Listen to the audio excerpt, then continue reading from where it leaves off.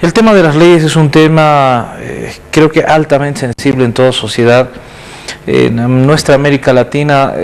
sí ha habido una entidad que ha estado, por lo menos no en el banquillo del acusado, pero sí en la susceptibilidad de la opinión pública. Ha sido esta manera en la que se van impartiendo leyes. Frente a todo esto, ¿cómo se disminuye el rumor o la sensación de que no se está aplicando a cabalidad las leyes? Pues a través de mayor información, a través de transparencia, de apertura, de conocimiento del manejo justamente de la cosa jurídica. Para mí es un gratísimo placer tener al doctor Eide Cóndor, que forma parte de la Comisión Andina de Juristas, que está en un periplo bien interesante en nuestro país. El 7 de abril viajan profesionales nuestros al Perú para de alguna manera compartir experiencias en función de lo que se va haciendo. Quiero darle la bienvenida, doctor, un gusto. Gracias por la invitación y el espacio que nos da la posibilidad de compartir justamente lo que usted comenta. Bueno, doctor, hablemos un poquito de la Comisión Andina de Juristas. Es una entidad que agrupa voluntariamente a la gente que quiera compartir experiencias, esté preocupada e inquieta sobre el manejo del hecho jurídico en nuestro país, nuestros países. Bueno, la Comisión Andina de Juristas es una organización privada, internacional.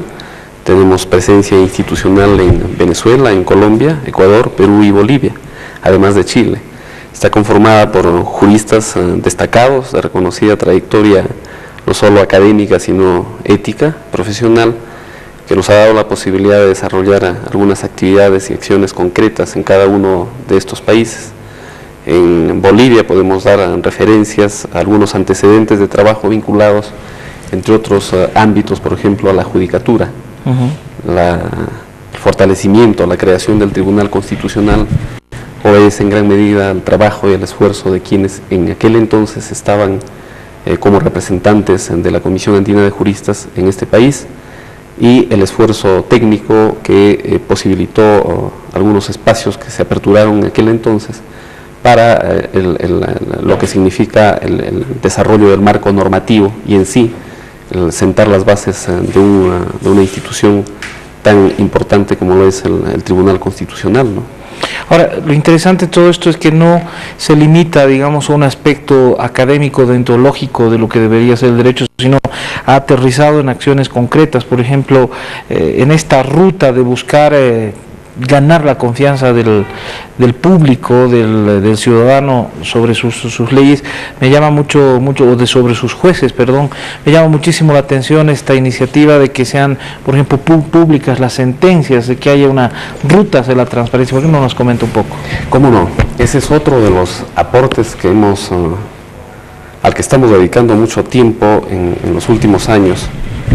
Y significa un cambio de mentalidad, un cambio de actitud, de enfoque en realidad del trabajo en materia judicial, en tanto nos hemos habituado en estos años a entender que la reforma de las instituciones a lo mejor vienen por la vía de la norma, de las leyes, de los reglamentos, o a través a lo mejor de la crítica con la que estamos muy habituados en nuestros países. Y no me expreso en términos concretos a cómo se percibe la figura de la función judicial o la figura del juez en Bolivia, sino esto es una realidad que nos atañe a los países de la región. Y en esa medida es que decidimos nosotros desarrollar una iniciativa que, como comentaba, tenga la necesidad de ver desde otra óptica lo que significa la función judicial. Pensamos, por ejemplo, en la necesidad de identificar de manera individual a aquellos magistrados que estén en una disposición de relacionarse en términos democráticos, en tanto la democracia posibilita canales para que esa relación se establezca, en la perspectiva de, por ejemplo, mostrar su labor a través de la publicidad de las resoluciones que ellos emiten en ejercicio de su función. En esa misma medida también pensamos que el ciudadano, el del colectivo, el individuo común y corriente, podría tener interés en conocer quiénes son sus jueces, porque en realidad hay un divorcio entre lo que significa el ciudadano y las instituciones públicas. Entonces, se trata de acercar de establecer nexos democráticos constructivos que posibiliten en principio un diálogo, y a partir del desarrollo de actividades concretas como las que mencionamos, la publicidad de las resoluciones, sus hojas de vida, empezar a tener una percepción distinta de lo que significa administrar justicia, porque nadie me puede negar que la mejor carta de presentación de un magistrado son sus resoluciones. Entonces, si se quiere opinar, no hablemos del Poder Judicial en términos genéricos, hablemos por un momento siquiera de la figura de los jueces. Si se quiere opinar de los jueces, ¿por qué no se parten de sus resoluciones? Nos damos cuenta entonces que cuando se opina de la función judicial o del Poder Judicial, se generaliza, y es más, hay hasta una distorsión perversa, que todo lo que significa judicial se focaliza en la figura del juez, cuando en realidad quienes participan en el circuito judicial no solo significa la labor del juez, se tiene a los fiscales, se tiene a la policía, se tiene a la defensa pública, se tiene a los abogados que tienen un papel preponderante en el curso de los procesos, y en realidad también en ese mismo nivel a lo mejor a los litigantes. Entonces interesa, a partir de esta iniciativa que en Bolivia hemos definido denominarla juzgados transparentes voluntarios, porque se espera que los jueces a iniciativa propia decidan acercarse a la ciudadanía a partir de estas actividades, nos dé la posibilidad de darle un mensaje distinto a la colectividad, un mensaje que parta de reconocer aquellas cosas que sí se hacen bien. Y hay muchísimas individualidades a nivel de todas las sedes de Corte Superior de Justicia de este país que tienen esa predisposición.